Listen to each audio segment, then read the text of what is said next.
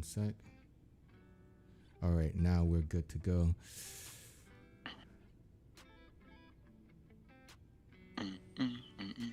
Wow.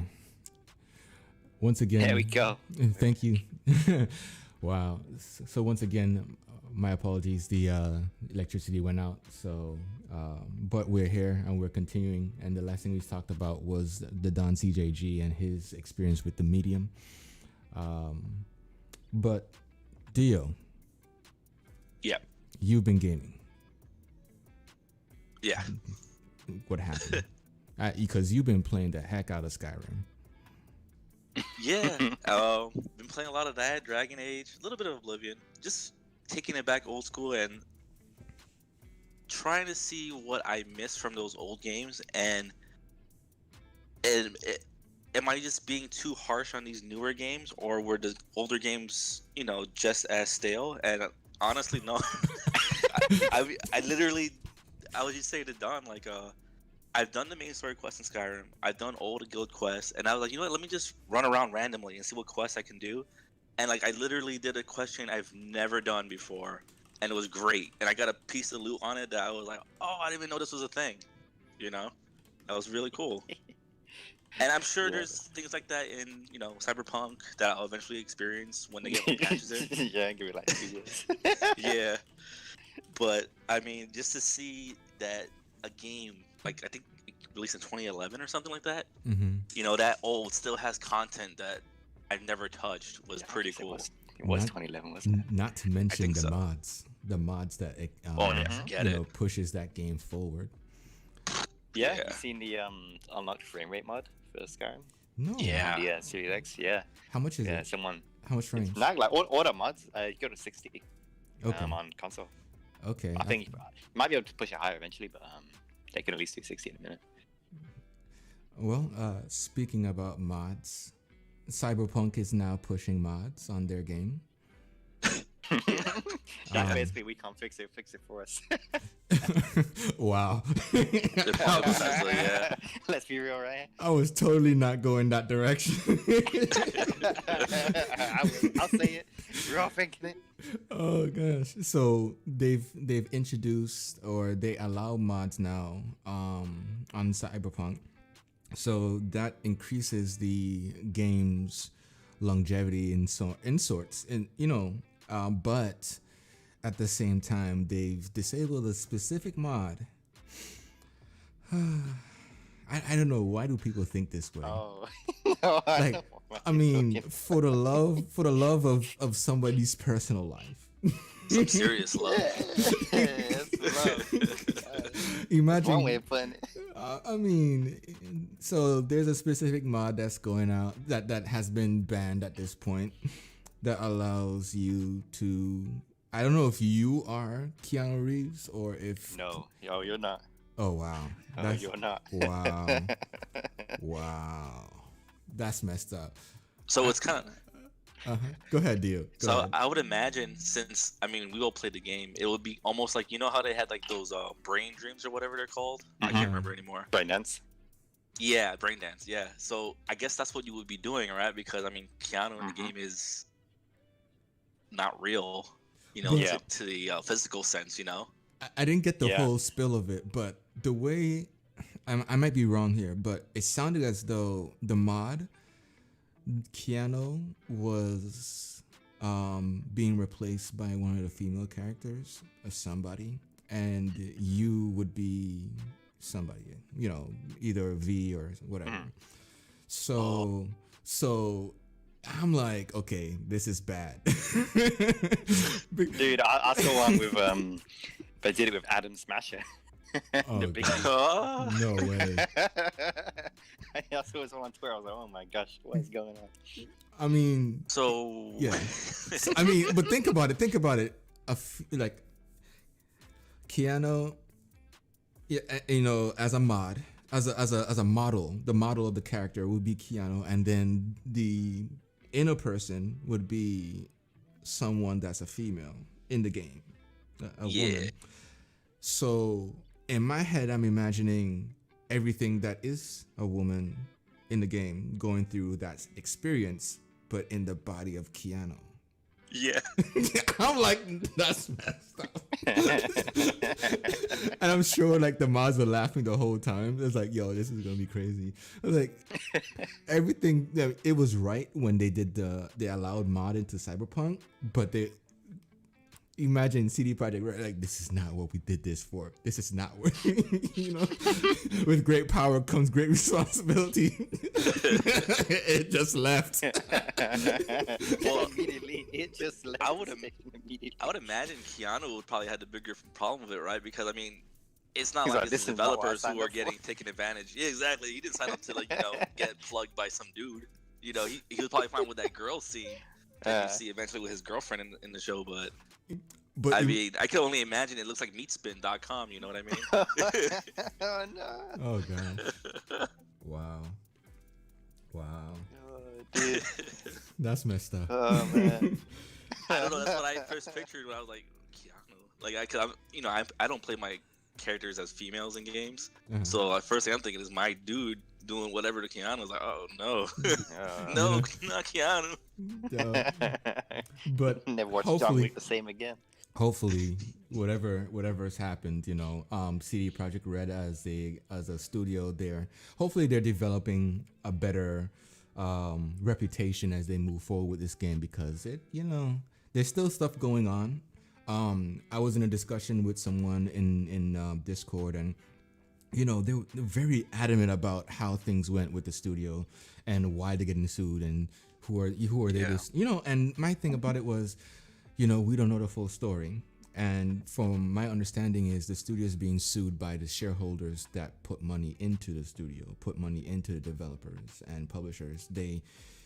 It's kind of weird because you have the team managers and project leads and the CEO.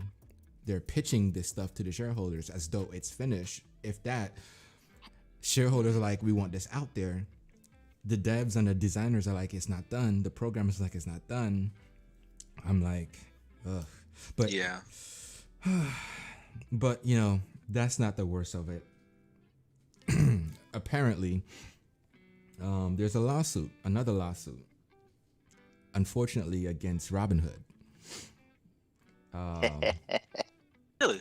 Yes. Yes. Oh, I'm thinking the game Robinhood. I'm sorry. No. Yeah, my bad. Dio is not out yet. I was like, how does Dio not know about this?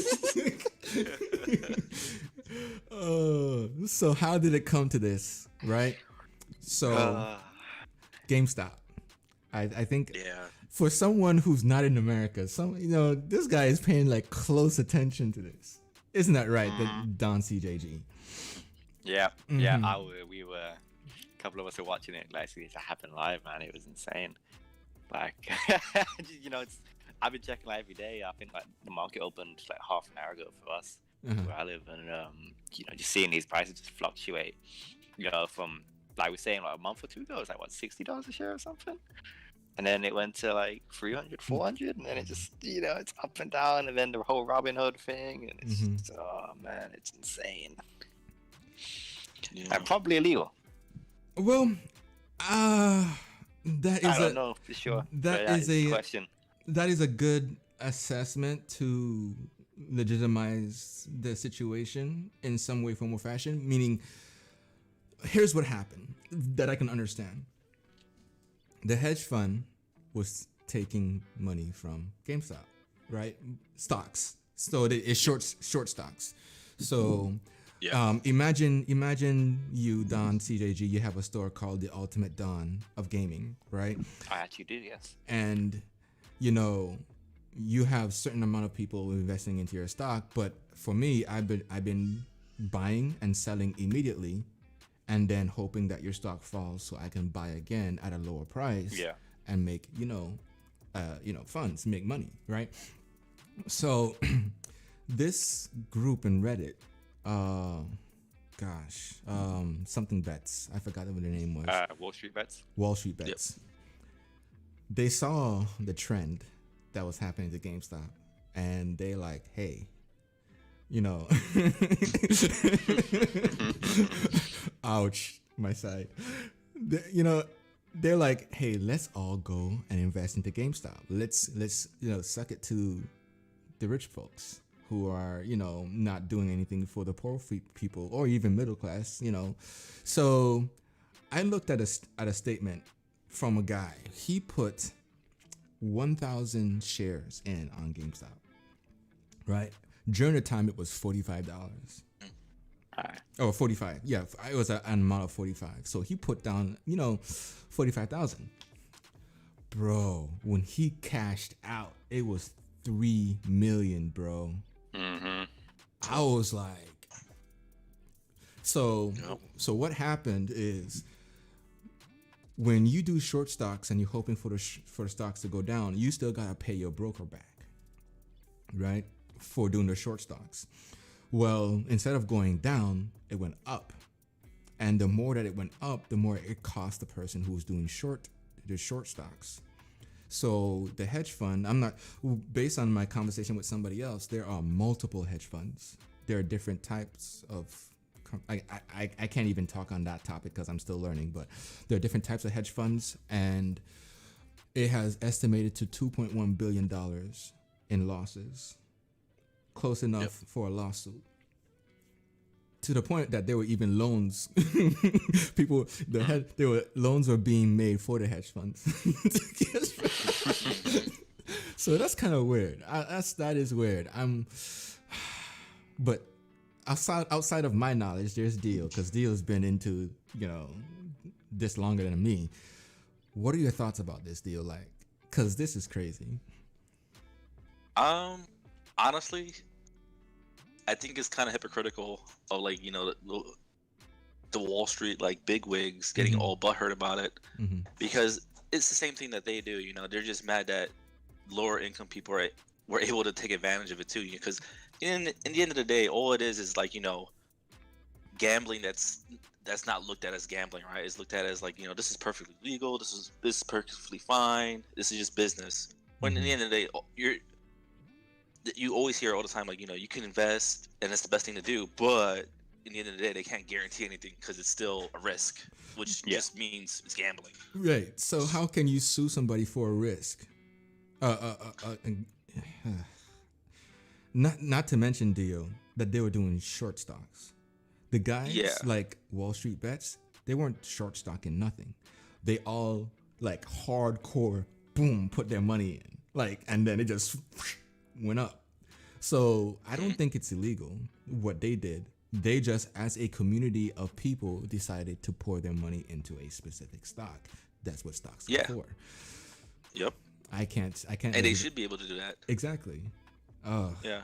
What was really illegal though by Robinhood, and this is why they're getting flack, is that they were artificially affecting the price of the stock by not allowing people to actually buy the stock anymore. They actually closed that function, and then all you were allowed to do was sell. Mm-hmm. And that was the problem. Yeah, there were some places. I know they put GameStop in my market not too long ago now. You couldn't even sell GameStop. Yeah. You just locked in for a while. And it affected a lot more other stuff too. It affected even cryptocurrencies and stuff. I didn't even get a lot of my dividends on Friday because of this from Robinhood. Yeah, I mean, I got them this morning finally, and I saw them, but it affected a lot of things in that way, and it was pretty disheartening. Yeah. I had to, just to be fair though, it's not just Robinhood, and I think that's one of the things that's a little, dishonest by a lot of other people, because they're all attacking Robinhood. But I mean, Webull and other apps have been doing the same thing. So it's not just Robinhood; just they're catching most of the flack for it. Well, they're a smaller company. They're newer. Robinhood is. Yeah. So and it's the same thing it's the same thing I tell other people when it comes to even gaming. These studios that are brand new, indie studios, they're risking themselves making games because somebody bigger like Microsoft and Sony and EA can take them to court for something completely stupid like that's our idea, and company goes down in 2 seconds, can't even release the game, so Robinhood in this aspect, they are being, screwed because one, GameStop, they're allowing trades for GameStop and for AMC and for Nokia, which Nokia kind of failed me. Anyways, and because people are allowed to apply stocks to those specific companies, how they treated those stocks are now being used against them because of their practices. Like as Dio had mentioned, I cashed out at 300 and change, and they only gave me 290. Yeah, that's weird. I mean, the good thing is now I can afford a Microsoft stock.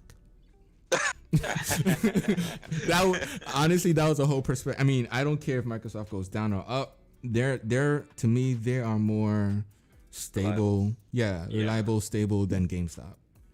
And once GameStop like becomes a lot more stable as as a company and their stock, we won't see them right now, because right now they are sitting at $335.82. Yep. 2 days ago, they were at $400. They never hit $5. There's like $230. And I think the reason why it's staying there is because Wall Street Bets are trying to keep it up there so that the hedge fund continues to lose money. Once that is done, that joint is gonna drop. That's how I look at it. I might be wrong, but that's how I see it. But it's been crazy. Just that alone, it's been crazy. Mm-hmm. Yeah.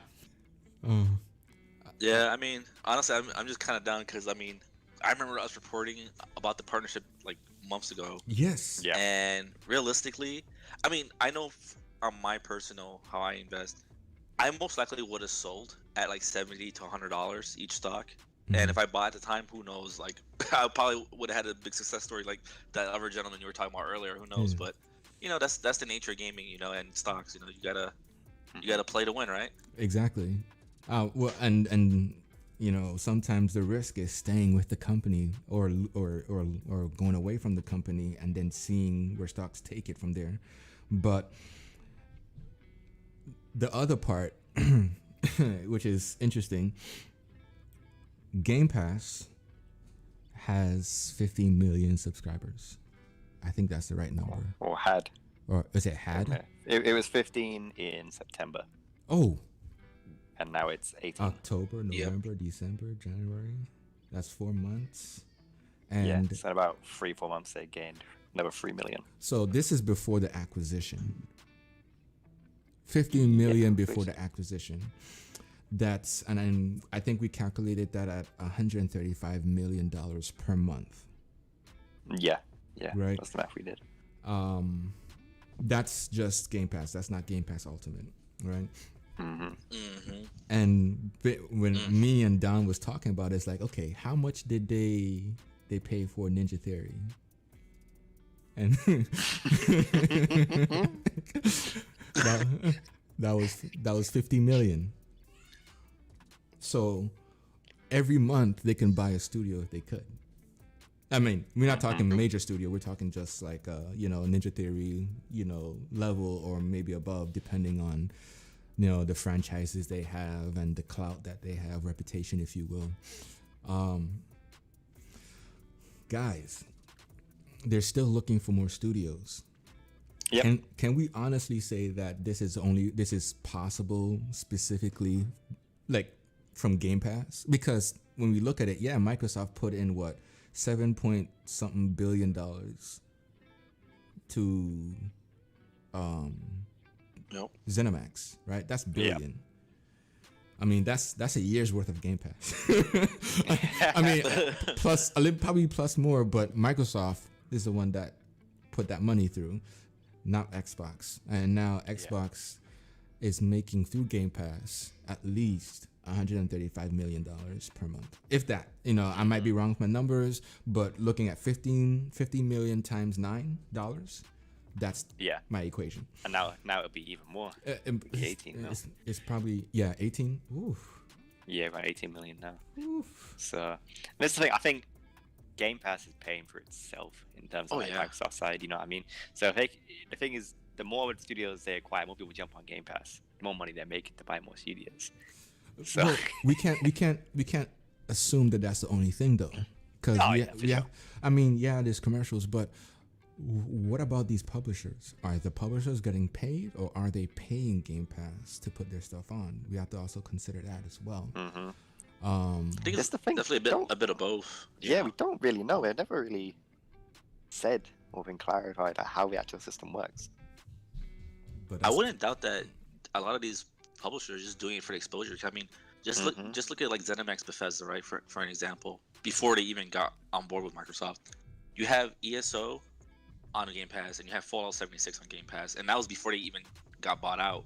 Yeah, Doom So- originally for a little bit. And it's gone. Yeah, so those are like big MMOs for that company, and even though they had people playing their game technically for free through Game Pass, right? Because they're not buying a copy of the game, they still have microtransactions within those two games that I'm sure paid out plenty because of Game Pass players who are like, you know what, I'm playing this game for free and I'm really enjoying it. You know what, I'm gonna support the game and I'm gonna buy this and I'm gonna buy that. You know. So they definitely made a lot out of it. So I'm sure there's other companies too. Like, I mean, even what was it? Black Pearl that does Black Desert Online. I can't remember anymore. That's Oh, yeah. right. That's right. I'm sure. Again, yeah. Yeah, so, I mean, even them. I mean, there's people playing Black Desert Online for free on Game Pass. Technically, when you think about it like that, but I'm sure they're like dropping, money Yeah, and. it's like we mentioned earlier, Deliver Us the Moon. Who's heard of that game? Exactly. And it's Yeah. on Game Pass. I mean, let's look You know? let's look even further at Bungie and Destiny. Like the whole Oh yeah. the whole game, like every DLC is on Game Pass. Yep. And the only thing people have to do at this point is buy seasons. Pretty much. Yep. And who gets the Yep. money? And that's Bungie gets the money from their seasons. You know what I'm saying? Yep. Yeah. So Microsoft is like, here's a platform. We have 18 million people able to view you right now, right? All you got to do is continue marketing the way you do, and from that 18, you'll start seeing people trickle in. My question is, and I know we already discussed it because we don't know, is who's paying and who's receiving? I mean, we know Game Pass is receiving money, right? But also Game Pass pays as well. Yep. Because they want to grow and they want to surpass not Sony. They want to surpass Google and Amazon. Is it right? Google and Amazon, they're both making their own game, like Luna and whatever else. Google, it's Google the game Stadia. system. It's Google Stadia and Stadia. Luna. Yeah. So Yeah. I mean, I looked at that Luna lineup and it didn't impress, honestly. My friend was on the beta of it and he showed me like the list of games and everything. I was like, that doesn't compare at all. Wait, your friend is using Luna? Yeah, the beta of it. Okay. And like he showed me the whole list of games and I was like, I mean, I think I still have a picture of it. So if you're interested in some of like the lame games, I don't want to say lame. I mean, there are some good games. Yeah. It's just that a lot of them are stuff that you could get pretty easily on any other console. There's definitely nothing exclusive about it. Yeah, there's nothing like really. There's not like a key selling point to like dragging you over to Luna. No, not at all. Wow. Let me see. But and I mean, in the end of the day, a lot of people they really just don't have a connection for pure streaming yet. You know what I mean? That's true. That's true. But then with Stadia, right? What's the bandwidth on Stadia? I'm not sure. Because I know, because of Azure Cloud and their studies, they've narrowed it down to like the cheapest smartphone you can probably get with Google on Android. I'm sorry, not Google, with Android and Game Pass. You can stream your games and stuff like that. I mean, I'm using the Note 8, and right now, Samsung S21 Plus is like $1,200. You know what I'm saying? That's like 4 generations, and I'm still able to play Game Pass on my Note 8. So when we look at it from that perspective, I mean, I'm sure people still have Blackberries from the old school days. Oh gosh. All right, dang, dude, you're young. What you know of Blackberry? Dude, no, Blackberry's your thing in school, bro. Get your BBM pin. So it's like about 50 games I'm looking at on this list, Oh, that's not and bad. like some of the bigger games, I mean, are like Blasphemous. That's like a 2D side scroller. Uh-huh. Man. You have Contra Collection, another 2D side scroller. Some heavy hitters, I see.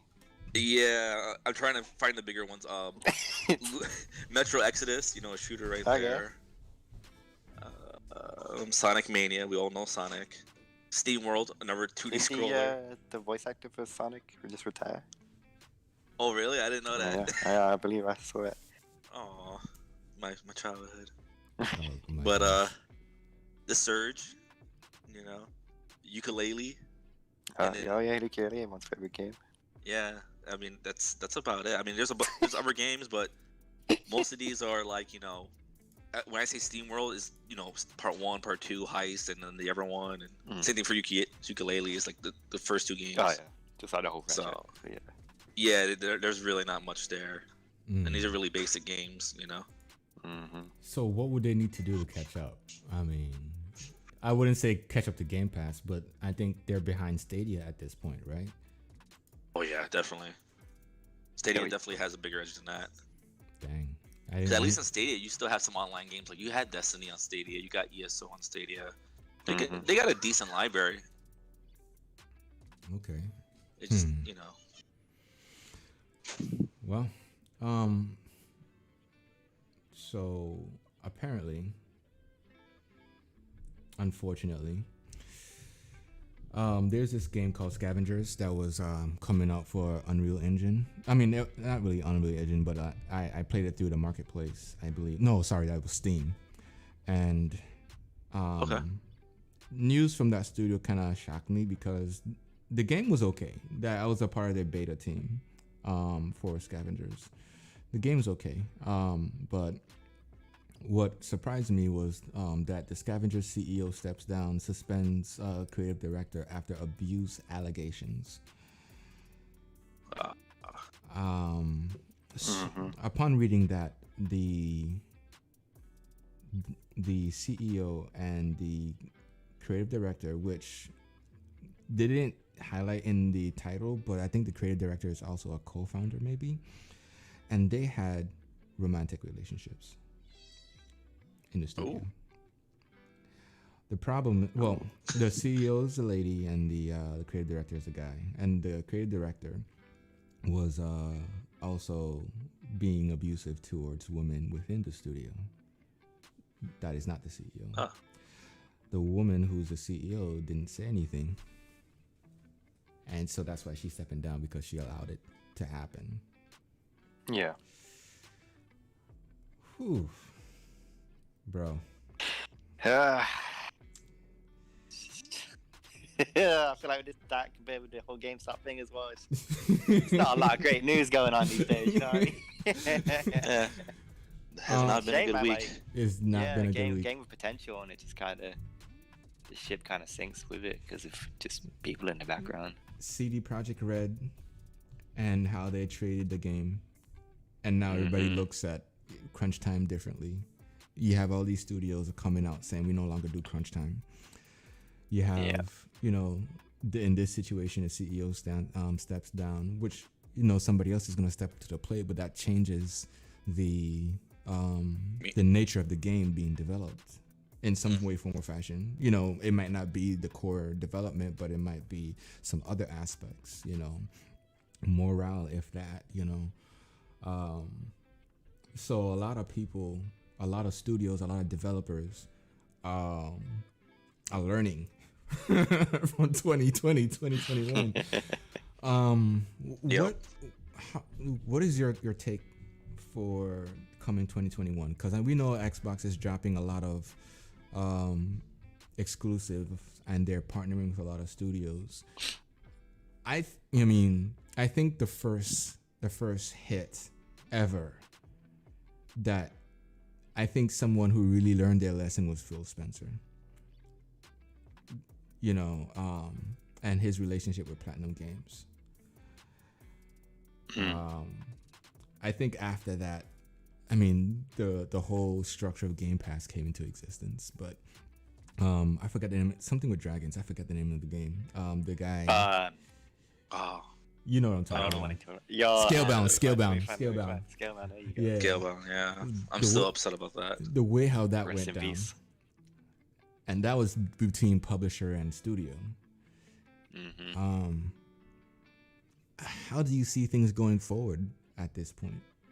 You know, due to the situation that we see with problems with studios, renderings with Halo, you know, and, you know, why that got released and why that got kicked back. You know, it's like, what do you guys think? Well, I think the consumers are starting to flex more. Besides the fact of just complaining, but manipulating markets and all these other tactics that, you know, gamers are using against these publishers and companies, I think, you know, publishers and companies are finally going to have to start understanding that, hey, start making the games for gamers again. You know, you can't just be listening to your shareholders because they don't know. A lot of them are not, you know, gamers themselves. They're just people who are investing because they see, oh, this is lucrative, so let me invest in this. Now they had to really get their, you know, heads out their butts and really almost like you got to find people who are in the gaming business, you know, for the love of it, like how it used to be back in like the, you know, 80s and 90s. Yeah, it's definitely at least that's my take. Yeah, I feel like it's definitely kind of corporate turn. You kind of see that with the whole Xbox Live thing from last week. You know, it's just like, what about the people? And I think for me, looking at, I know everyone mentioned Halo, but I think that's a good little point to work off of. Transparency and honesty, to be honest. Just if something's wrong, just be honest about it, you know? I think people appreciate that more. Obviously, Cyberpunk came out and they were like, yeah, it's fine. And then it came out and it was just broken garbage. But who said it was fine? Uproar. Who said it was fine, though? Cyberpunk, they were like, yeah, it runs great. Oh, yeah. They said it was running fine on old consoles, and they not only that, they even went out of their way to make sure that your reviewers weren't showing their actual gameplay in reviews, and they were only allowed to say certain things during their initial reviews. Yeah. Then once the game released, they were allowed to release footage and make a full review. Like, these are the stipulations that they were given initially. And like I said, like Halo Infinite, obviously that whole, you know, you saw that kind of subpar gameplay back in July, and people are furious, and I think the people have a voice now. And you know, you look at what People Free have done. They literally took the time. They didn't even speak about Infinite again until December of last year. They said, "Hey, look, you know, we messed up. We delayed the game. You know, here's what we're doing." And you know, I think they said yesterday, not yesterday, day before Thursday evening for me, they released a new blog series. What they started in December. It's gonna be like the last Thursday every month. They're planning to get out our blog, telling you the progress of the game, what's going on, and something like that. It's cool. It's like, okay, you've set the deadline for the project. Here's how we're working on it every month. We're gonna let you know what's going on. We're asking, like, they even had an open forum. It's like, hey, use this hashtag. You got a question? We'll try to answer the questions. I think just reaching out, just listen to the people. You know? Yep. And you see that's how it should have been. Cause, and I'm gonna throw this to Dio. When you play on PC games, this is the route they usually take. They have a roadmap of what they're gonna do, and mostly MMOs and multiplayer games, they have a roadmap to keep the people engaged in the game. When it came down to console, I mean, the only time I actually started seeing that was with Destiny. When Destiny crashed and burned, and then they came back and said, this is what we're going to do moving forward. And then now almost every other studio is doing that. You have not Bungie.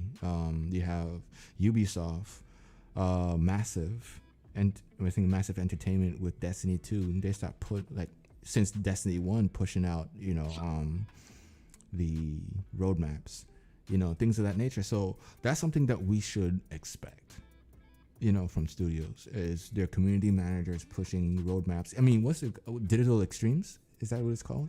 They're on that studio for Warframe. Oh, Digital man, I Extreme. can't remember. DE. I haven't played Warframe in a bit.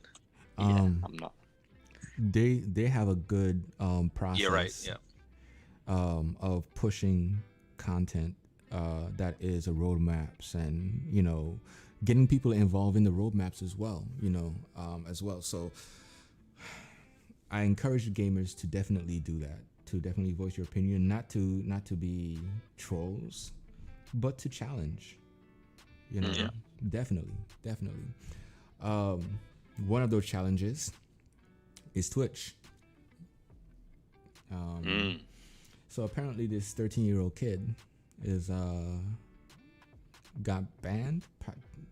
No, I want to say banned, but so he's been streaming since he was 12, going on 13. I think. I think in Oculus says he's 15 now. Now he's probably 50. Yeah, but he's gained a following. He's gained a crowd of people, and now Twitch comes after him saying, you started when you was 12 years old actually, and they did something, and then he had to start over from scratch, day one. Yeah, he wanted to. I think he applied for affiliate account. Partnership. And partnership. Yep. Yeah. It wasn't until partnership. Yeah. Yeah, it's kind of crazy, man.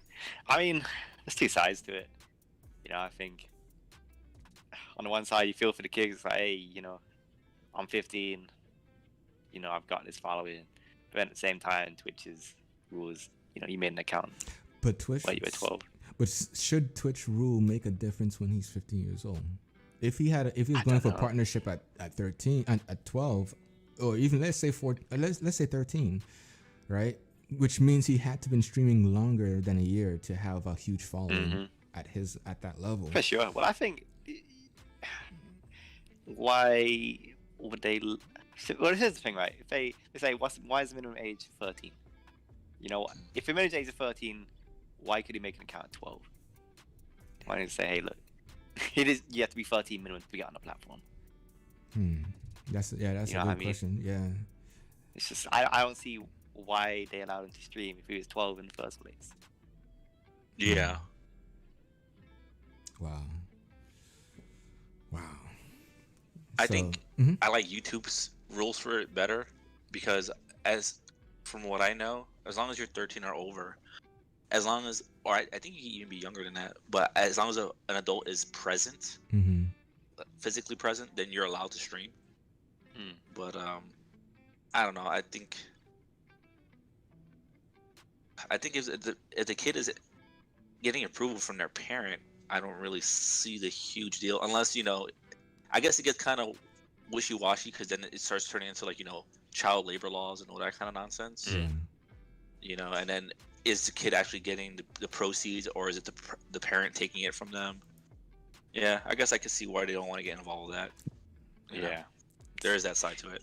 Sure, there's a complicated issue behind it. Yeah, I just feel like if they've got this 13 years age barrier, then don't let anyone stream if they're not 13 in the first place. Just avoids the whole situation. Yeah.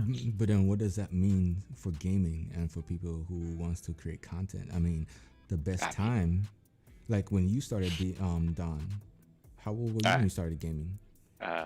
13. Okay. Well, started gaming, I was probably a lot younger, but Xbox Live 13. And when you started creating content for gaming, I mean, I'm not talking about streaming, but just any content. Like you actually recorded a video, you shared it within the community. Maybe Xbox. Like 16, 17. And what if that was a problem? You know what I mean? Like, yeah, you're pigeonholing young people who have nothing better to do during COVID times. Let's just be real. Yeah. True. All right. But anyways, that's what's going on. I think Twitch over YouTube has been having a lot of issues with streamers, to be honest. The whole debacle with selecting partnerships versus people who have been, they have the standards. I mean, there's these requirements, but when they go for partnerships, it's kind of like they pick and choose who should be partnered versus those who have a credibility, if you will. So there's a lot going on versus YouTube. YouTube is like, you hit this milestone, boom, you got it. You know what I'm saying? Yeah. All this other stuff. So, but a side note, I know we were talking about the medium. There's this thing that is very interesting to me. When you beat the game, they put in this additional feature where you can review the game. Yep. That is new of sorts, because Is that a thing? it's not a thing. Like, who puts a review within a game and that game impacts future sales, right? Like, what was the I think they're taking a page out of like mobile gaming, because that's kind of like a thing that you see in that, right? Like when you play for like a few hours or whatever, it says, hey, leave a review. So I think that's where they're taking that page from with the medium. Does anyone actually leave a review for the mobile game? So that just.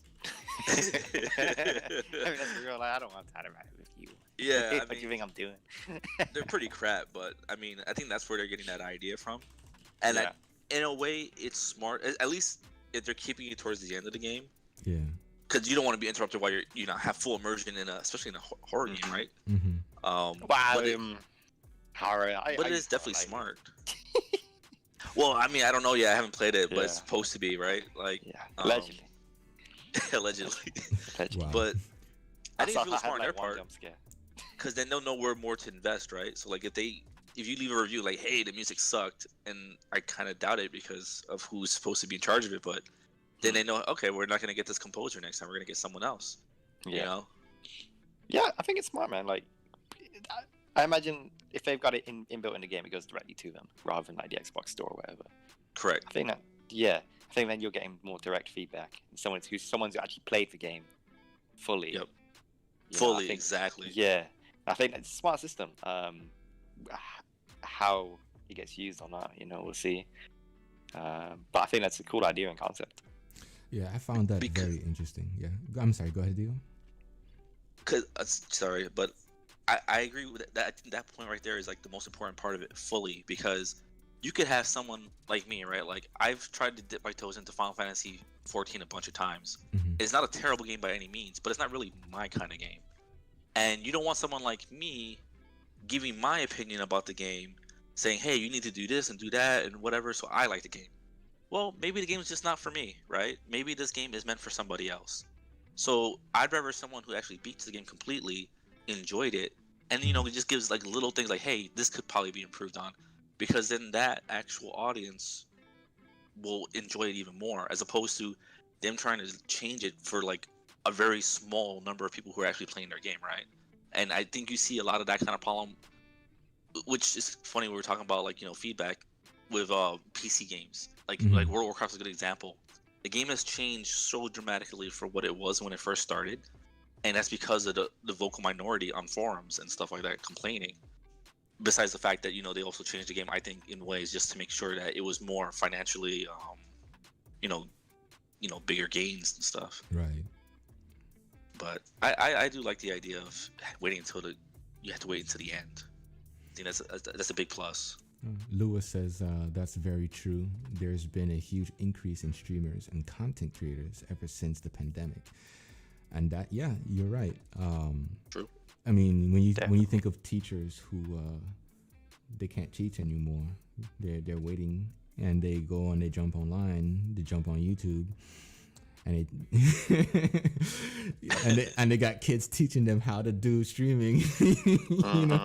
Yeah. Very interesting, but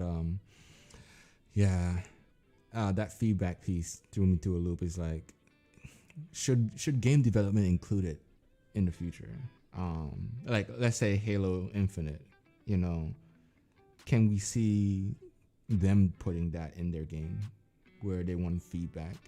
Or, because people depend on forums, depend on, Xbox, store or PlayStation store, whatever, for those feedbacks. This is like straight on the game, so it's almost direct. So yeah, does it implement it more like in games? I think it's a good tool to kind of directly get feedback to the developers themselves instead of, you go on a lot of forums, like let's say like Halo Waypoint. for example, for me at least, I go on it quite a lot, and I just see it's full of just so much just junk half the time. And it's like, yeah, literally. And I feel like once you actually play the game, you've gone from start to finish. Whether you liked it or not, that's fine. But at least you know that you played this game, you spent time with it. Okay, you understand how it works. You can actually leave like what I suppose class as a qualified review, rather than just someone just saying I didn't like it and they play that one mission. Mm-hmm. Oh yeah. Deal. Yes. There is a, and this is probably going to be our last topic here, but a potential new Star Wars Knights of the Republic.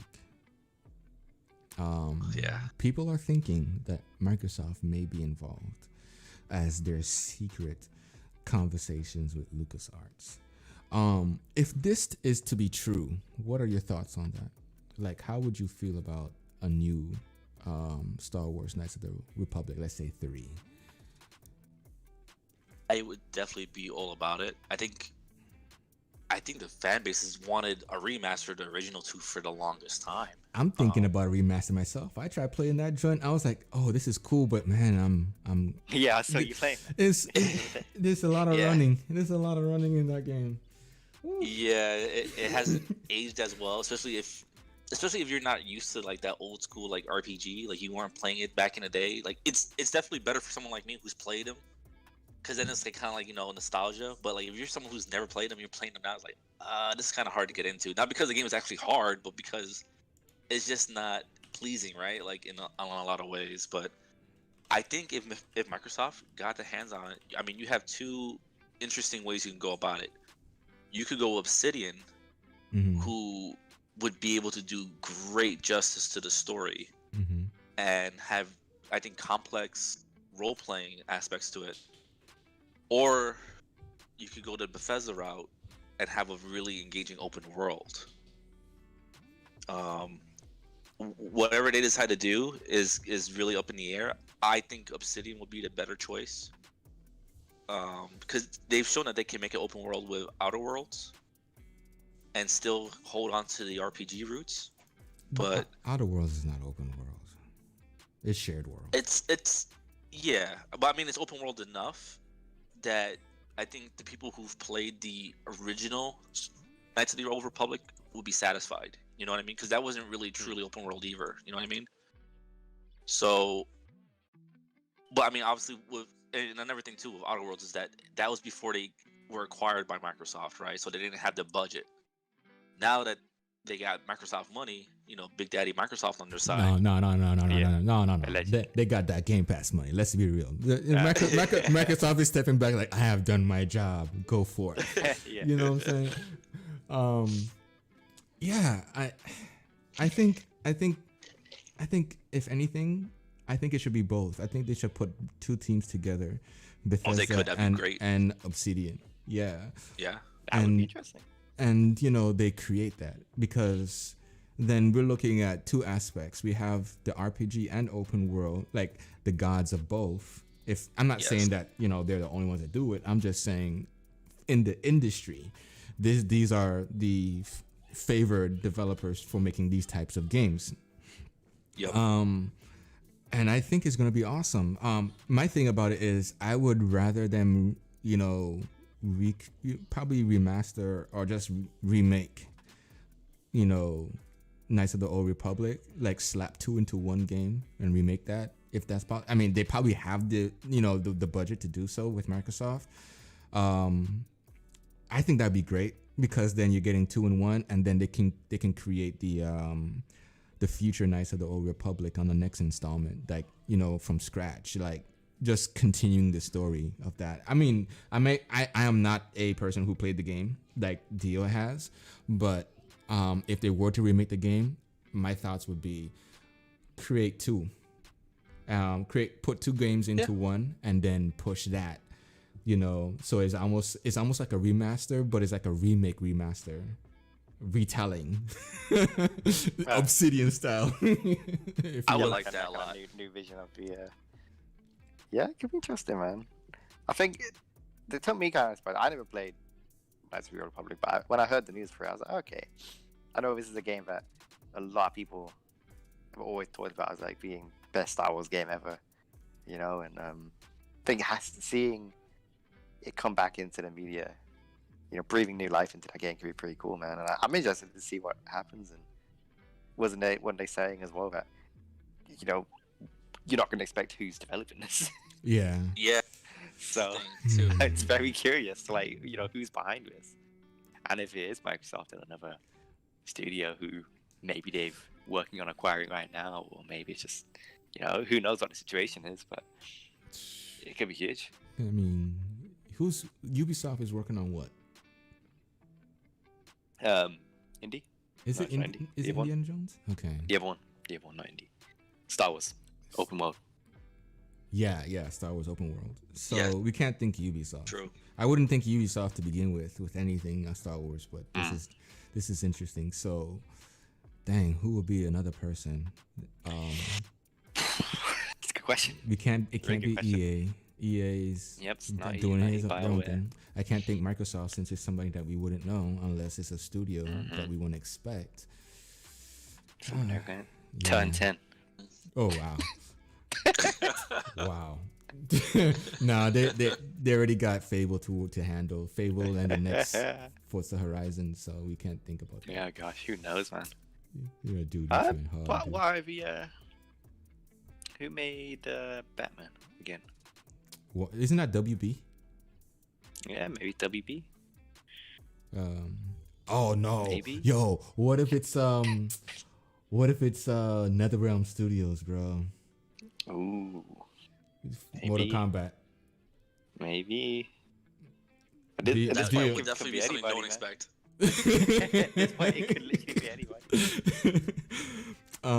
Yeah, that would be nonsense. That would definitely be nonsense. Something crossed my mind and I completely forgot.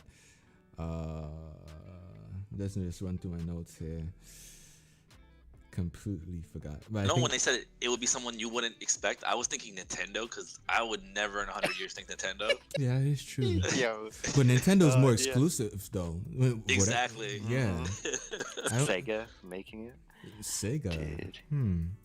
I can see Sega doing it because Sega has been known for their type of storytelling in games before. Like, let's look at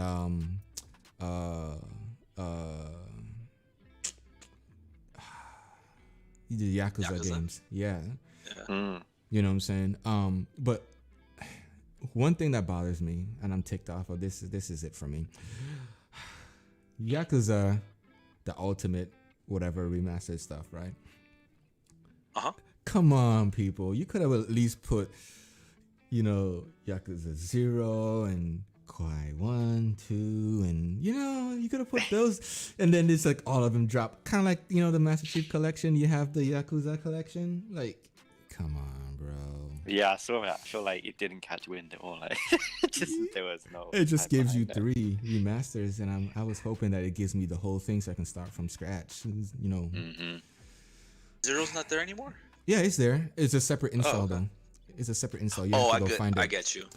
I get you. And if you don't know the actual lineage of Yakuza, you might end up playing the wrong starting game. Yeah, wrong order. Yeah. True.